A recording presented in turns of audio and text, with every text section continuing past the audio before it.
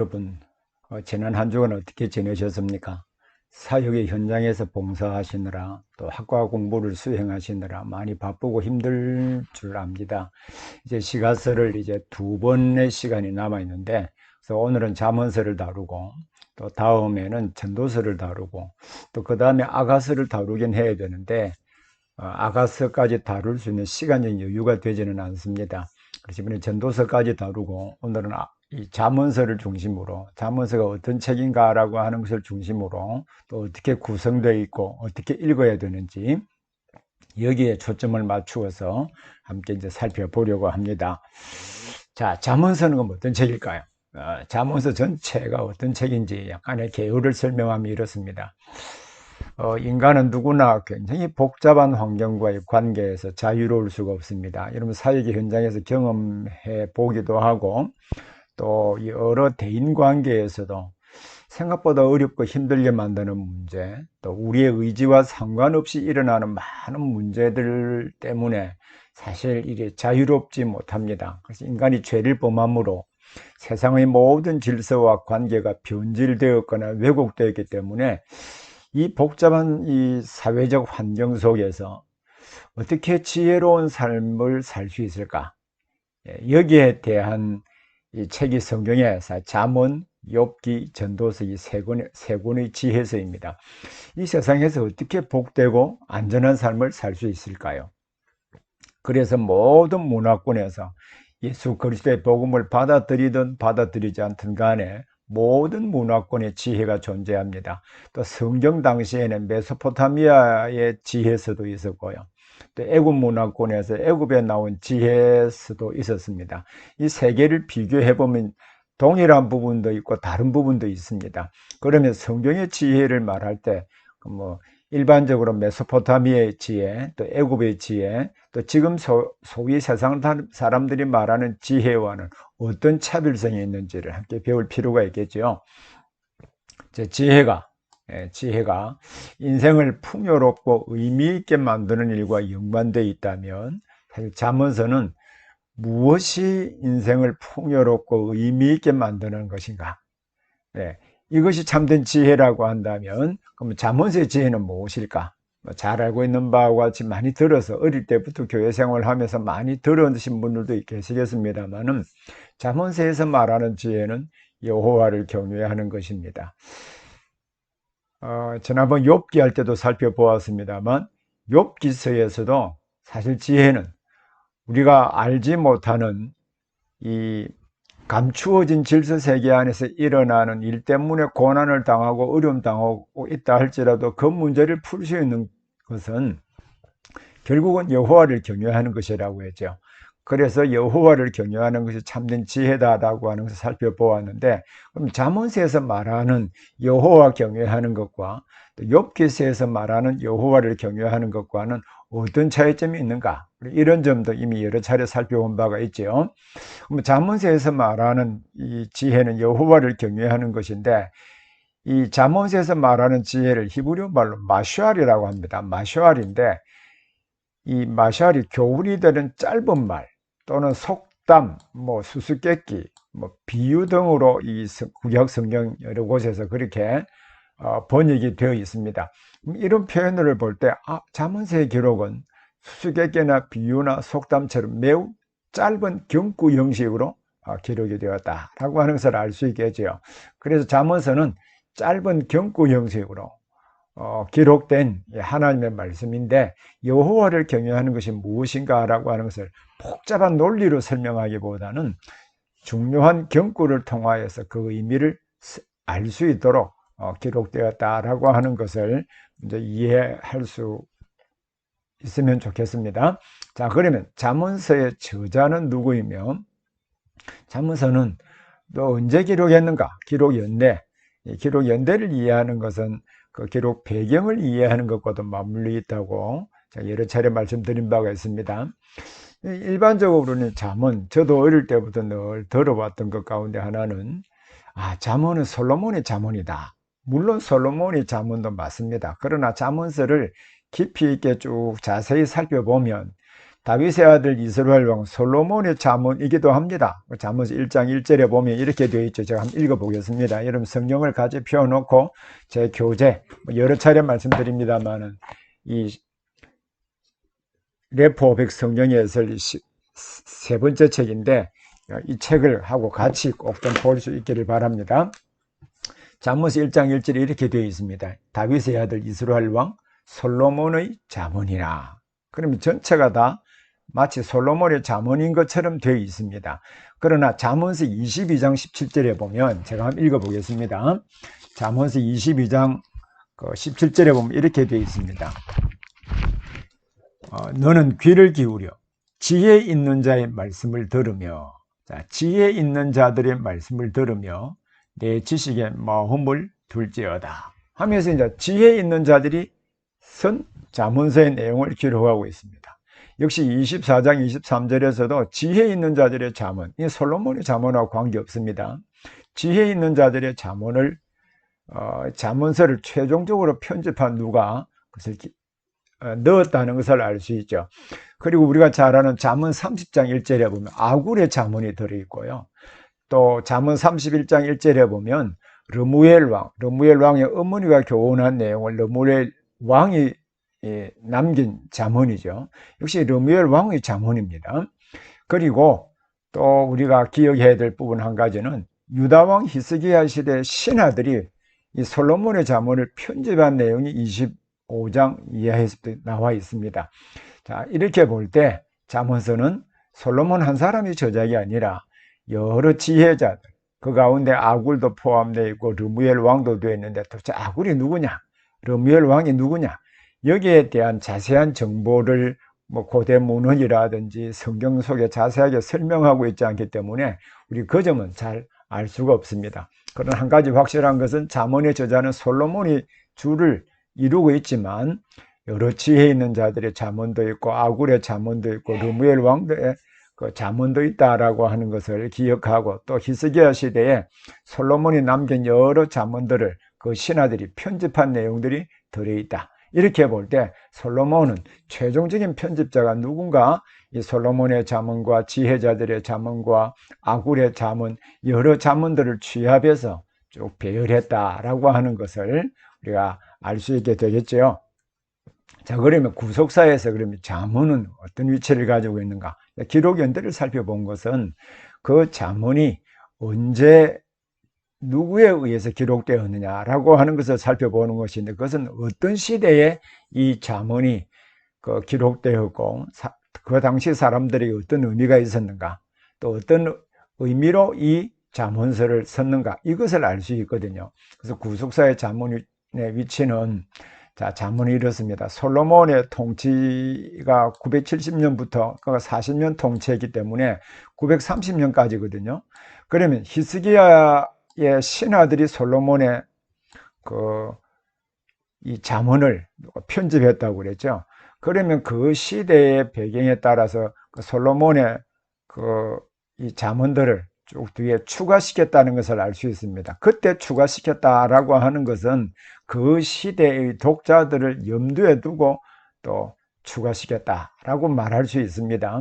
그래서 구속사에서 이 잠언서의 위치는 솔로몬의 통치부터 히스기야의 죽음 때까지 히스기야 시대의 신하들에 의해서 편집이 되었기 때문에 그 시대까지의 독자층들을 염두에 두고 기록된 책이 잠언서라고 하는 것을 알 필요가 있고, 진짜 하나님의 구속 역사에서 이 잠언서가 이 하나님을 섬기는 사람들에게 어떤 의미가 있는가, 이 점에 관심을 가지고 기록된 책이라고 하는 것을 알 수 있습니다. 자, 그러면 잠언은요, 잠언을 이해할 때 어떤 문학적 특징과 구조를 가지고 있는가? 자, 문학적 특징과 구조는 핵심을 장치라고 했습니다. 자, 잠언서에는요, 막 산만하게 여러 가지 교훈들을 쭉 기록된 것처럼 보이지만 일정한 논리 구조가 있습니다. 문체, 형식, 또 누구에게 전했는가, 이러한 내용들을 중심으로 배열이 되어 있는데, 잠언서 1장에서 9장은 잠언서 전체를 이해하는 열쇠와 같은 부분이기도 합니다. 이 잠언서 1장부터 9장에 보면 10개의 아버지 담화, 아버지 담화라고 일반적으로 신학자들이 그렇게 제목을 붙였습니다만, 아버지가, 즉 솔로몬이 그의 아들, 그의 자녀들에게 주는 담화 형식으로 10개의 담화가 되어 있고요. 그리고 특별히 8장과 9장 부분입니다. 의인화된 지혜, 지혜를 의인화해서 지혜가 말하는 형식으로 기술이 되어 있습니다. 그리고 잠언서 10장부터 31장은 대조평행법, 또 유사평행법, 또 대조평행법, 종합평행법, 이렇게 다양한 평행법의 형식으로 기술을 했는데, 이 점도 상당히 흥미로운 부분입니다. 어떻게 기록되었느냐라고 하는 것은 결국 어떻게 읽고 이해해야 되느냐라고 하는 문제와 맞물려 있거든요. 잠언 10장부터 31장까지 대조평행법으로 기록되어 있는데, 이 부분에 대하여 우리가 한번 예를 들어 생각해 보겠습니다. 자, 이런 평행법은 여러 차례 제가 설명했기 때문에, 평행법은 성경에 가장 두드러지게 나타나는 문학적 표현입니다. 이것은 같은 것을 다르게 말하는 수학적 장치인데, 유사한 의미를 지닌 단어와 동일한 문법적인 구조를 지닌 어구를 사용하여서 의미를 구체적이고 풍성하게 전달하는 장치가 평행법입니다.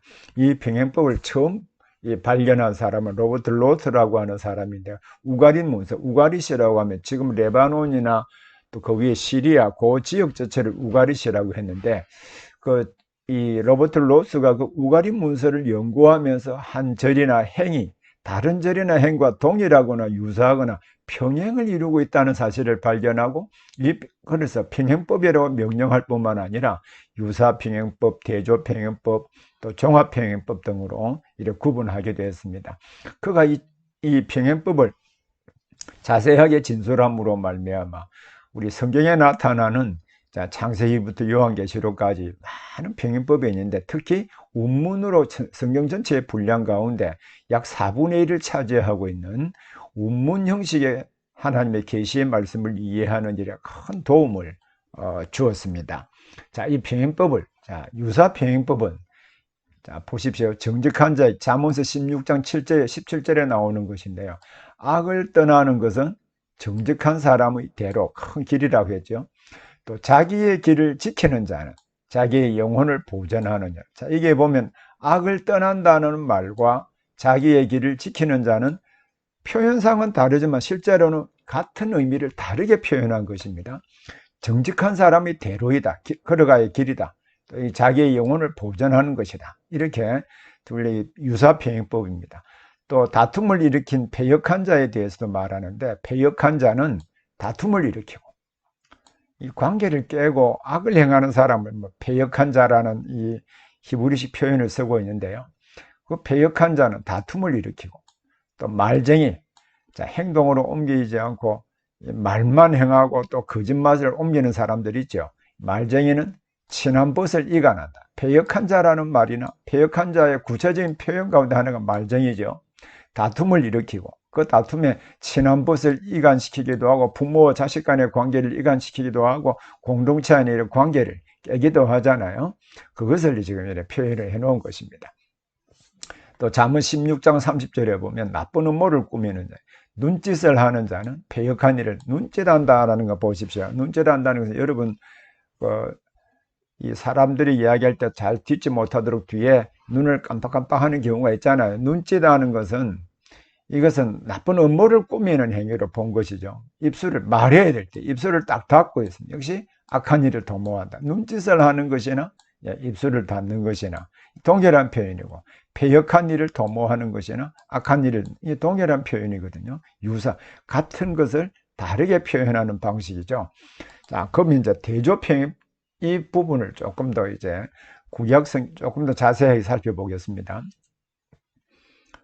구약 성경뿐만 아니라 신약 성경을 포함해서요, 성경 전체 66권이 전체 1089장 9장으로 되어 있는데, 1089장으로 되어 있는데, 이 중에 분량면으로 약 4분의 1이 원문으로 되어 있습니다.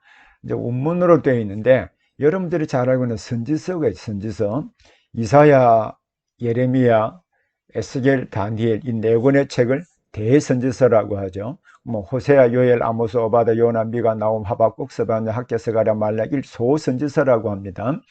이제 대선지서와 소선지서를 구분하는 기준은 물론 분량입니다. 그런데 이 선지서를 기록한 선지자들이 예를 들면 이사야서는 원문으로 기록했습니다. 예레미야서는 역시 절반은 원문이고 절반은 내러티브로 되어 있습니다. 자, 에스겔이나 다니엘은 내러티브로 되어 있고요. 호세아 원문으로 되어 있습니다. 요엘 원문으로 되어 있고요. 미가도 원문으로 되어 있습니다. 그 뒤에 오바댜도 원문으로 되어 있고요. 또 이 스가랴서는 절반은 원문으로 절반은 내러티브 형식으로 기술이 되어 있습니다.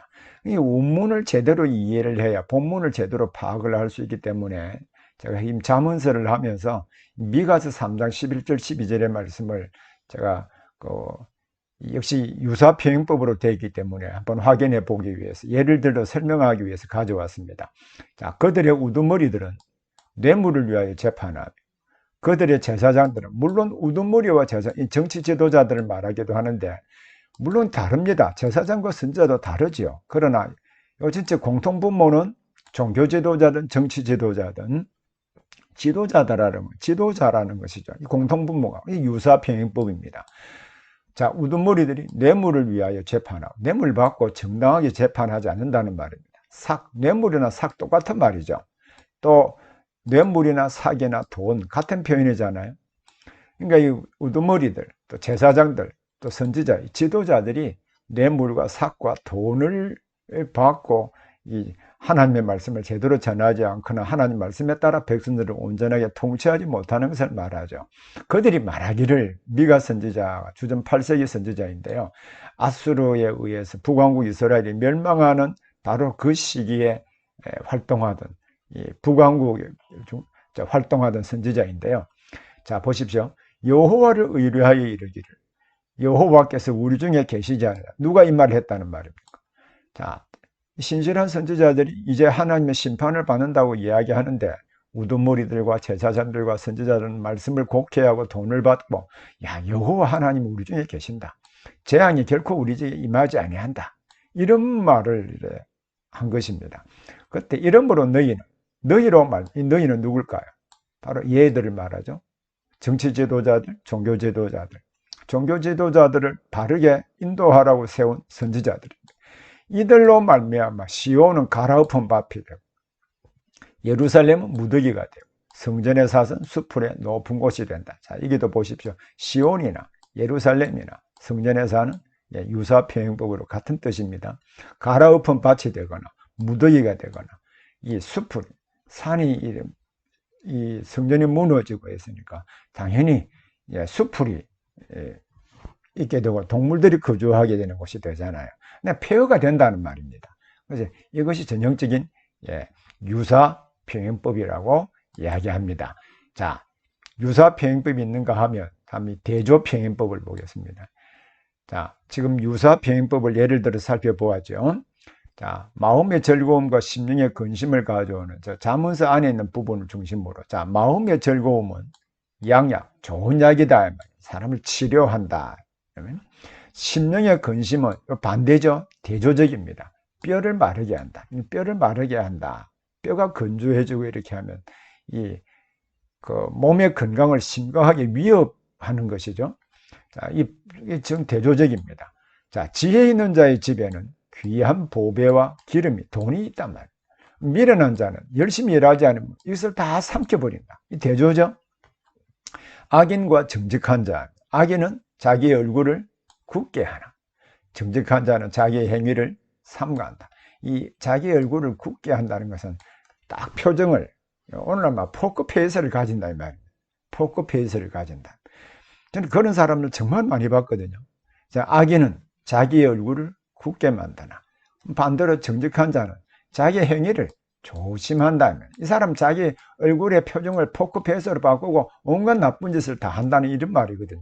자, 이게 대조평행법입니다. 자, 이 대조평행법을 보고, 자, 그리고 다음 앞에 다시 돌아와서 제가 평행법 쭉 설명을 했죠. 자, 잠언서의 문학적 특징과 구조를 좀 살펴보고 있는데요. 자, 잠언서의 10장부터 31장은 대조평행법, 10장부터 15장에는 주로 대조평행법입니다. 그리고 16장부터 22장까지는 유사, 대조, 종합, 이 골고루 다 나타나고 있습니다. 이제 잠언서 가운데 훈계 형식의 잠언이 있습니다. 1장부터 9장까지가 훈계 형식의 잠언이고요. 22장부터 24장이 역시 훈계 형식의 잠언입니다. 훈계 형식의 잠언은 어떻게 생겼을까? 그것도 나도 살펴보겠습니다.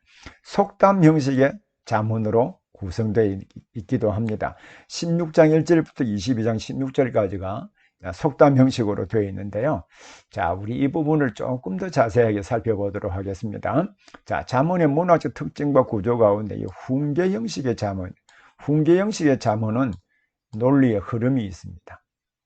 자, 속담 형식이나 짧은 것으로 되어 있지만, 자, 특히 훈계 형식은 그 일정한 논리의 흐름이 있습니다. 자, 훈계 형식의 잠언은 잠언 1장부터 9장 18절 가운데 있는데, 훈계 형식의 담화가 아버지 담화로 알려진 10개의 아버지 담화가 있습니다. 아버지가 자식에게 훈계하는 형식으로 기록되었다라고 해서 아버지 담화라고 일반 신학자들로 제목을 그려 붙였습니다. 이 10개의 아버지 담화는 논리가 있다고 그랬잖아요. 일반적인 구조를 따라서 항상 딱 같은 패턴으로 이렇게 기술이 되어 있습니다. 이러면 성경과 제 책과 비교해서 꼭 볼 수 있기를 바랍니다. 자, 아버지 담화는 항상 내 아들아 라고 부릅니다. 부르고 명령을 하고 그 명령이 왜 유익하고 그 명령이 왜 중요한가, 또 그 명령을 지킬 때 어떤 결과가 있는가, 이런 형식으로 딱 구성이 되어 있습니다. 자, 그러면 실제 예를 한번 들어보겠습니다.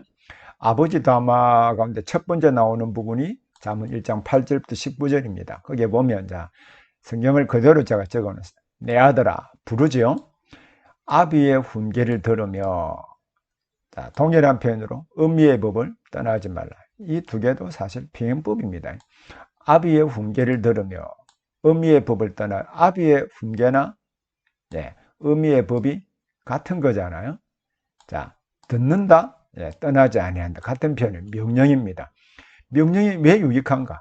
그래서 내 머리에 아름다운 관이요, 내 목의 금사슬이다 라고 했는데, 자, 이게 보십시오.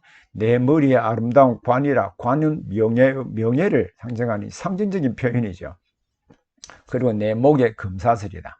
이는 혹시 이집트의 그 바로의 목에 금사슬로 있다든지, 또 신분이 높은 사람들의 금사슬로 하는 걸 종종 옛 사람들의 그 의복, 또 그들의 그 초상화에 보면 나타나 있기도 하잖아요.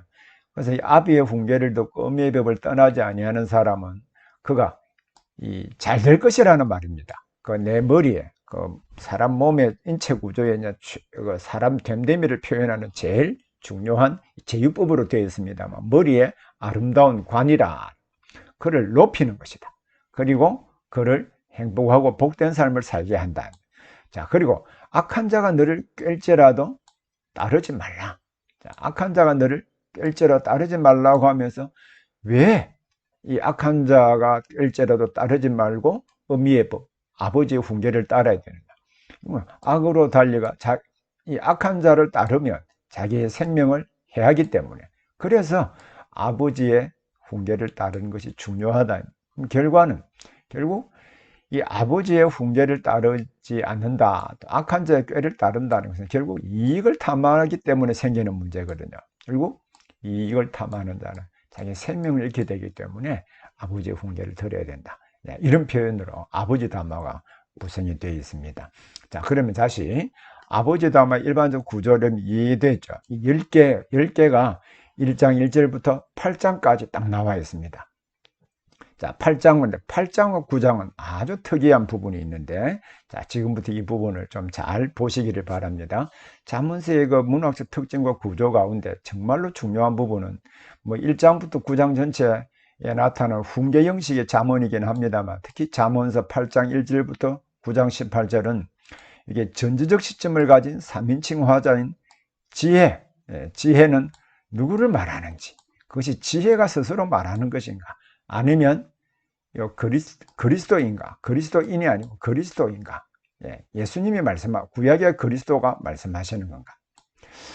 자, 여기 이 부분을 조금 더 이해하기 위해서 다음 성경 구절을 보시죠. 잠언서 8장 1절부터 18절에 보면, 11절에 보면, 자, 지혜가 부르지 아니하느냐. 자, 지혜를 의인화해서 지혜가 부른다라고 했습니다. 자, 명철이 그 소리를, 지혜나 명철은 같은 말이죠. 자, 이 두 개가 평행법입니다. 지혜가 부르지 아니하느냐, 명철이 소리를 높이지 아니하느냐. 그가 지혜를 전지적 시점을 가진 3인칭 화자의 말로 표현을 하고 있습니다. 그가 길가의 높은 곳과 내거리에, 자, 길가의 높은 곳에 있고 내거리에 선다는 말은 모든 사람들이 알 수 있는 위치에 서서 지금 교훈한다는 말입니다. 그럼 내거리에 선데 똑같은 다른 표현으로 성문격과 문어기와, 자, 성문의 격, 성문에 들어오는 데 많은 사람들이 오가잖아요. 그 문 옆에서 있고, 또 여러 출입하는 사람의 문에서, 그러니까 많은 사람들이 오고 가는 곳에서 다른 사람들 다 듣도록 지금 지혜가 부른다. 자, 지혜가 뭐라고 부르는지 보십시오. 불러 이르되 하고 이제 직접 화법으로 되어 있죠. 큰 따옴표로 되어 있습니다. 사람들아, 내가 너희를 부르며. 내가는 누굽니까? 지혜가 부르어서 지혜가 하는 말, 지혜가 지금 하는 의인화해서 말하고 있는 거죠. 내가 인자들에게, 자, 사람들입니다. 어리석은 자들아, 너희는 명철하라. 미련한 자들아, 네 마음이 밝을지라. 너희는 들어라. 내가, 자, 가장 선한 것을 말하리라. 내 입술을 열어 정직을 내리라. 내 입은 진리를 말하고 내 입술은 악을 미워하고 내 입의 말은 다 의롭다. 그 가운데 굽은 것과 배육한 것이 없느니 이는 다 총명 있는 자가 밝히 아는 바요. 자, 이렇게 하면서 내가 너희를 부르며 또 내가 인자들에게 소리를 높인다라고 하면서 너희는 마음을 밝고 선한 것을 말하고 정직을, 자, 지금 이 지혜가 입술을 열어서 정직한 것을 말하는데 이것을 따라야 된다는 말이겠죠. 자, 그렇게 보면, 이 3인칭 시점과 1인칭 시점으로, 3인칭 시점으로 말하는 지혜가 1인칭 시점으로 쭉 이야기를 하고 있습니다. 이것은 강조적인 표현이거든요. 이 의미의 중요성을 강조하는 것입니다. 근데 여기에 그럼 지혜를 왜 의인화해서 마치 사람이 말하듯이 하는가? 여기 부분에 대해서는 여러 의견들이 있습니다. 그것은 이 지혜는 하나님의 선물이고, 인간의 활동, 지혜를 말하고 하는 것은 결국 인간이 말하잖아요. 인간의 활동이라는 지혜의 특성을 강조하기 위한 것으로 지금 그리함 골즈워디 같은 사람 그렇게 보기도 합니다. 그렇게 보기도 하지만 이 애킨슨이라고 하는 신학자는 시편 주석이라는 아주 좋은 책을 썼습니다. 여기에 이 지혜는 의인화해서 설명하는 것은 그리스도를 말한다라고 봅니다. 실제로 이 지혜 대신에 그리스도를 넣어도 아무 문장에 무리가 생기지 않습니다. 그리스도의 말을 따르는 것은 그것은 참된 지혜이고 모든 길을 평탄하게 만드는 것이다. 들어도 아무 이상이 없잖아요. 그래서 애킨슨은 이 지혜를 의인으로 말하는 것은 그리스도를 말하는 것이다 라고 보기도 하는데, 그러나 그 내용적으로 가만히 보면 꼭 그리스도를 말하지 않는 것처럼 보이는 부분도 있습니다. 그래서 그리함 골즈워디가 말하는 것처럼 이 지혜를 실천하면 우리에게 유익하고, 그 지혜는 결국 여호와를 경외하는 것이라고 하잖아요. 그럼 여호와를 경외하는, 그러면 지혜를 의인화한 것은 그리스도께서 여호와를 경외하도록 명령하고 돕는 이런 부분을 설명을 하고 있는 것이거든요. 그래서 여기에 특히 이제 지혜를 사람들을 유익하고 복되게 만든 것이다 라고 생각하면 진짜 이 지혜는 의인화하지 않아도 그 지혜는 사람들을 행복하게 하고 사람들을 유익하게 만드는 것이기 때문에 지혜의 말을 들어야 된다고 하는 것을 강조하기 위해서 의인화했다고 볼 수 있습니다. 이런 이 점에 대해서 제 책에 이 부분을 자세하게 설명을 해 놓았으니까 특별히 보기를 바랍니다. 자, 제 책의 450페이지 부분에 보면 이렇게 되어 있습니다. 자, 이 부분을 여러분 제가 한번 읽어 보겠습니다. 훈계 형식의 자문은 전지적 시점을 가진 3인칭 화자가 1인칭 시점으로 설명하기도 합니다. 이 경우에 해설자는 전지전능한 하나님의 위치에서 설명하고 해석하는 것이 일반적입니다. 특별히 잠언 8장에서 1인칭 나로 설명하는 부분은 잠언서의 핵심적인 부분을 지혜를 의인화하여서 설명합니다. 그리함 골즈워디는 지혜가 의인화된 것은 하나님의 선물이며 동시에 인간의 활동이라는 지혜의 중요한 특성을 강조하기 위한 시적인 표현이라고 말했고요. 또 이렇게 지혜를 이 그리스도로 보지 않고 지혜를 그냥 이 인간이 말하는 사람을 복되게 만드는 것으로 말한 것은 하나님이 죄로 말미암아 깨어진 하나님과 인간과 창조 세계의 조화를 회복할 수 있는 방법으로 지혜를 주셨고, 인간은 그 지혜를 실천해야 될 책임이 있다고 보았기 때문이다 라고 기록하고 있습니다. 이것은 그레함 골저버드의 견해거든요. 결국 그러면 죄로 말미암아 깨어진 사람과의 관계, 창조 세계의 관계를 회복시키는 것은 우리 신약적인 표현으로 볼 때 결국 오실 그리스도로 말미암아 가능합니다. 그런 점에서 보면 이 지혜를 그리스도를 말하는 것으로 볼 수도 있거든요. 자, 특히 이제 애킨슨이 이 점을 잘 설명을 했는데 제 책하고 잘 참조해서 보기를 바랍니다. 그래서 이 지혜가 말하되라는 그 지혜 자리에 예수 그리스도를 대입해서 읽어도 큰 무리가 없는 것은 예수 그리스도의 교훈과 또 지혜가 가르치는 그 교훈이 거의 동일한 것이기 때문입니다. 그러면서 잠언서 9장 1절부터 18절은 아버지 담화인 잠언서 1장부터 9장까지 전체적인 결론이기도 합니다. 잠언서 1장 7절부터 8장 36절의 결론이 9장인데 이 내용을 보면 이런 구조로 되어 있습니다. 지혜 여인이 초청을 하는 것이죠. 그리고 지혜 여인의 초청에 대하여 반응하고 그 결과가 무엇인가? 자, 지혜 여인, 즉 지혜의 초청, 그리스도의 초청을 받아들이는 사람이 있다면 받아들이지 않는 사람이 있거든요. 그래서 이 논리적으로 구성을 해 놓았는데 여러분 한번 다음 부분 보십시오. 자, 지혜가 부르지 아니하느냐? 명철이 그 소리를 높이지 아니하느냐? 그가 길가의 높은 곳에서 내 거리에 서며 성문격과 문어기와 여러 출입하는 문에서 불러 이르되 하면서 내가 너희를 부르면 내가 소리를 높이라 하면서 제일 마지막 부분에 대저 지혜는 진주보다 나음으로 원하는 모든 것을 이에 비교할 수 없습니다. 지혜를 받아들이라. 그러면 우미한 자도 역시 말하겠죠. 우미한 자의 교훈을 사람들이 받아들일까 안 받아들일까? 자, 지혜가 그의 집을 짓고 7 기둥을 다듬습니다. 짐승을 잡으며 포도주를 혼합하여 잔치상을 차려놓습니다. 지혜가. 그리고 자기의 여종을 보내어서 성중 높은 곳에서 불러 이르기를, 자, 어리석은 자는 자 지혜의 말씀을 받아들여 이리 돌아오라. 또 지혜 없는 자에게는 말하기를, 야, 너는 와서 내 식물을 묵고 잔치를 열었잖아요. 의인화 해가지고 혼합한 포도주를 마시고 어리석음을 버리고 생명을 얻어라. 명철의 길을 행하라. 여호와를 경외하는 것이 지혜의 근본이고 거룩하신 자를 아는 것이 명철이니라. 나 지혜로 말미암아 내 날이 또 내 생명의 해가 이 평행법으로 되어 있는 것이죠. 생명이 더하리라. 이 지혜가 초청하는 것입니다. 그럼 이 지혜에 초청하는 거 보면 결국 너희가 그리스도를 받아들이라.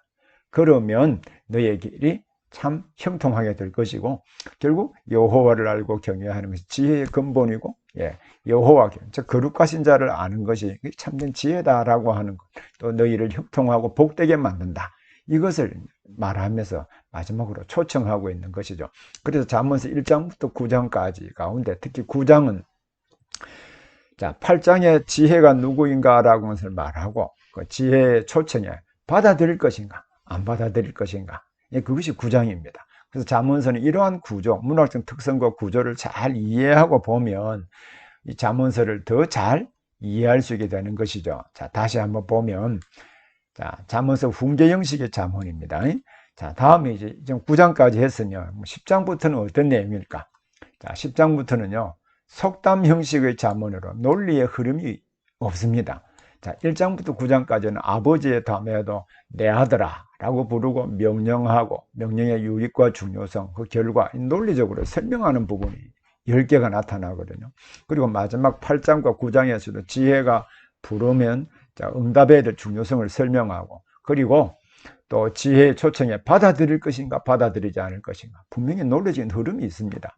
자, 그런데 이 속담 형식의 잠언 10장 1절부터 15장 33절까지 평행법으로 된 잠언이 모두 다 375개가 있습니다. 자, 그 중에 184개, 10장부터 15장에서는 184개가 있고요. 또 잠언서 16장부터 22장 16절에는 191개가 있습니다. 이것은 논리가 있는 것이 아닙니다. 자, 특별히 이제 우리가 관심 있게 보아야 될 부분은 10장 1절부터 15장 33절이죠. 자, 이 부분입니다. 이 184개의 이 평행법이 이 부분요. 이 부분은 대조평행법으로 되어 있습니다. 지혜를 따르면 좋은 결과, 지혜를 버리면 나쁜 결과가 있게 될 것이다. 그리고 191개로 되어 있는 부분이죠. 자, 이 유사평행법, 대조평행법, 종합평행법으로 이루어져 있거든요.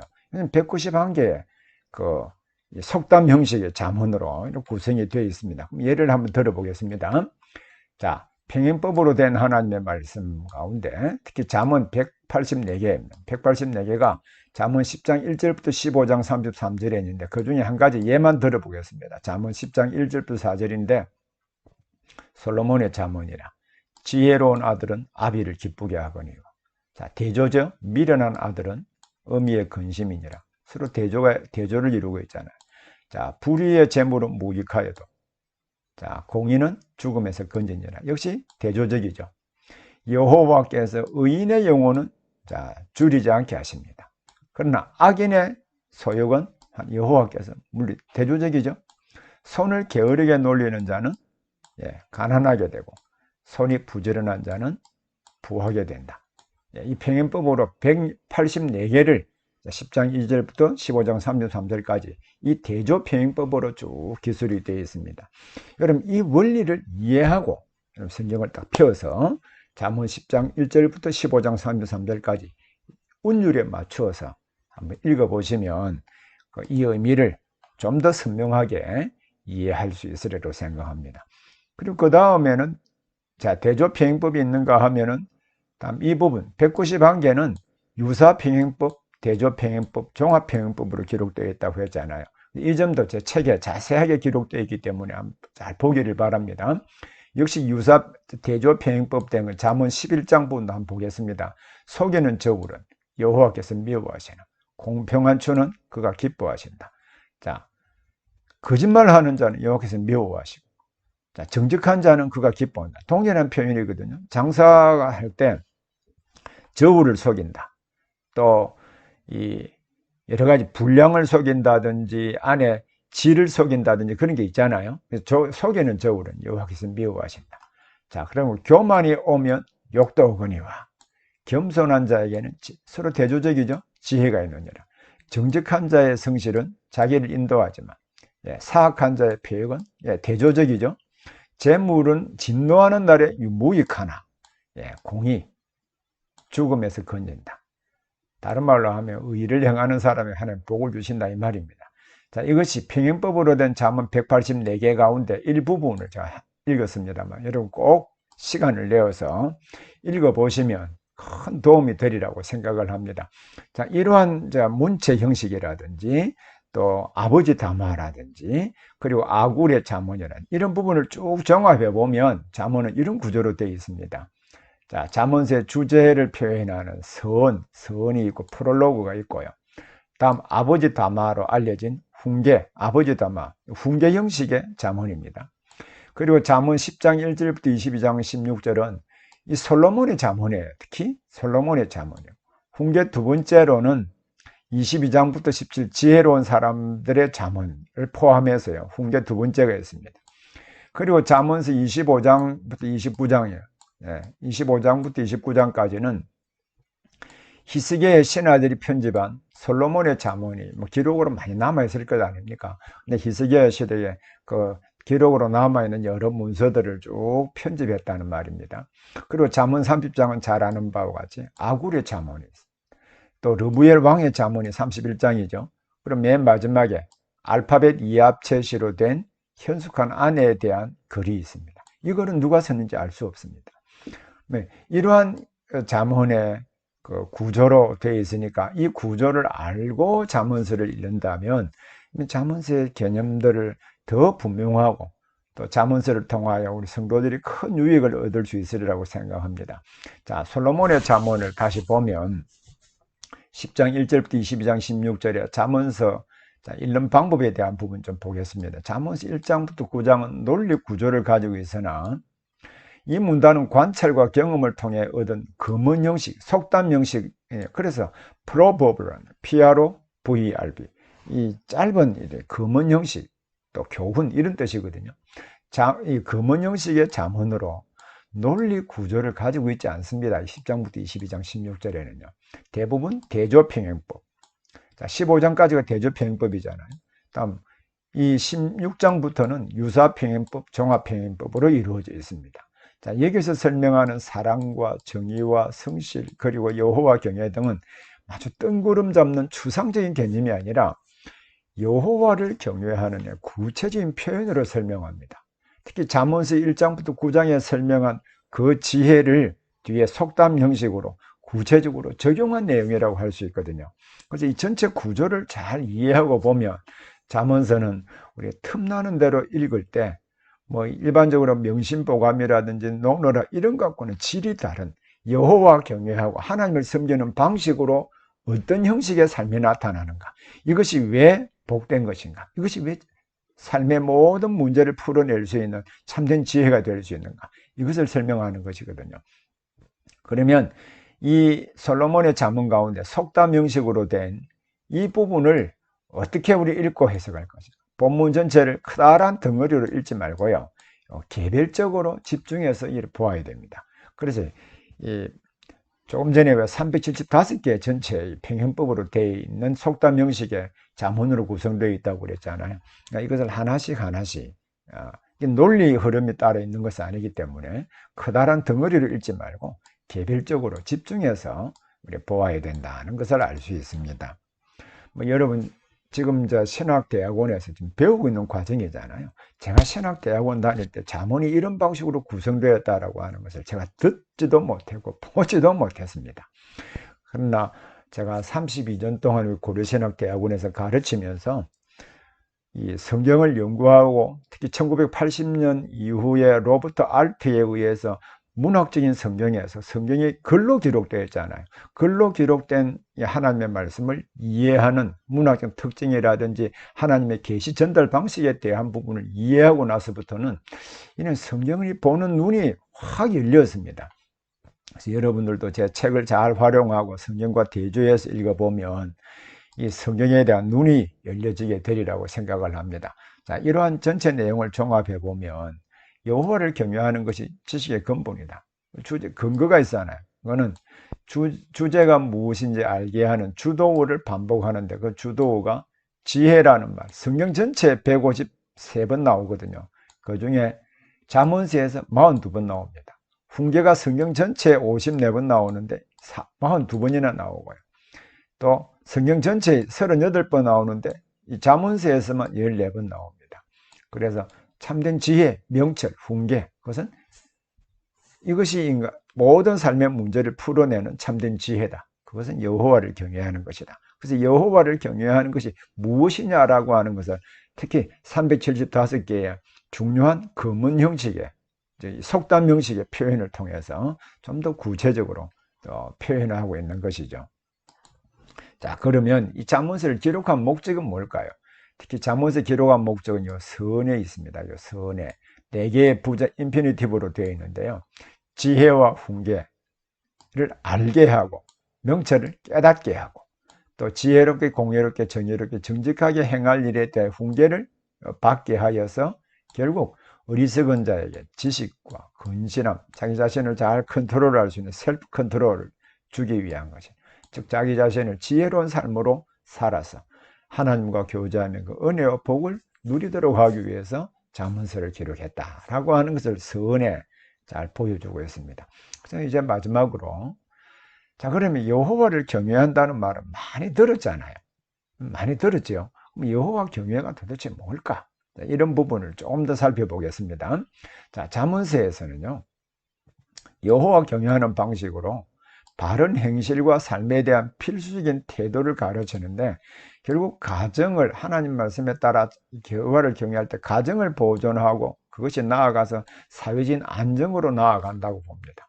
그래서 마틴 로이드 존슨 목사님이 한 사람의 성도, 복음을 전하여 한 사람의 성도를 말씀으로 제대로 양육하여 제자를 키운다고 하는 것은 세상을 변화시키는 실제적인 방법이다라고 했습니다.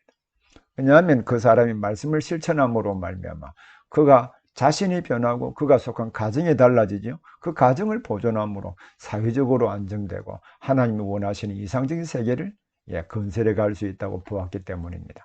자, 그러면 이 잠언서의 주제, 기록 목적 관련의 관점 가운데 하나가 고대 이집트에도 동일한 부모를 공경하라, 성실하라, 그리고 정직하라 다 있습니다. 메소포타미아 지혜의 문집도 있습니다. 차이점이 뭘까요?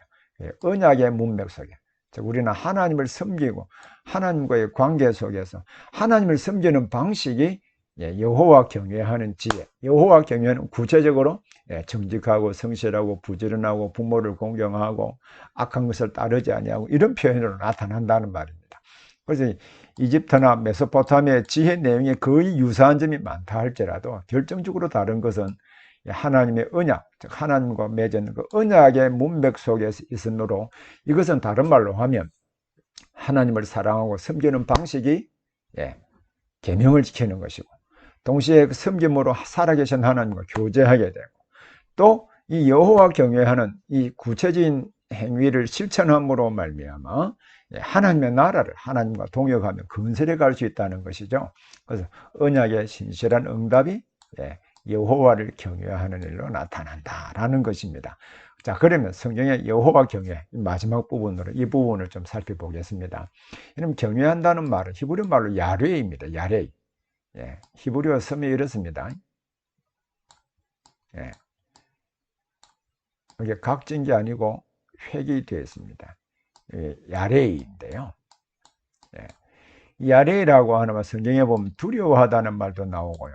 예배하다는 개념으로도 쓰고 믿는다, 사랑한다 이 다양한 개념으로 이 야레이라는 개념을 문맥 속에서 결국 그 개념이 이 두려워하는 것이냐, 예배하는 것이냐, 믿는 것이냐, 사랑하는 것이냐 그 의미를 결정하는 요소는 그 문맥이거든요. 그래서 성경의 용례를 여호와 경외라는 표현을 찾아서 다 조사해 보면 이것은 물론 제가 조사한 부분적으로 읽고 확인해 본 부분도 있습니다만은 제가 있었던 고신대학교의 구역학 교수님 가운데 그 신덕일 교수님이 여호와 경외라고 하는 그 개념에 대하여 작은 논문을 하나 썼습니다. 뭐 아주 작은 논문은 아닙니다만 그 논문에 여호와 경외한다라고 하는 개념을 어떻게 이해해야 될 것인가 구약에 나타나는 여호와 경외의 모든 사례들을 쭉 뽑았습니다. 그래서 최종적으로 그분이 그 신덕일 교수님이 결론을 내린 부분은 이것입니다. 예배의 방법과 태도와 연관된 포괄적인 개념으로 신뢰나 믿음이라는 말과 동의어로 쓰인다. 그래서 여호와 경외한다는 것은 여호와를 신뢰하고 여호와를 믿고 그 계명대로 살아가는 전반적인 행위를 가리켜서 여호와 경외한다. 이런 표현으로 쓸 수 있다는 말입니다.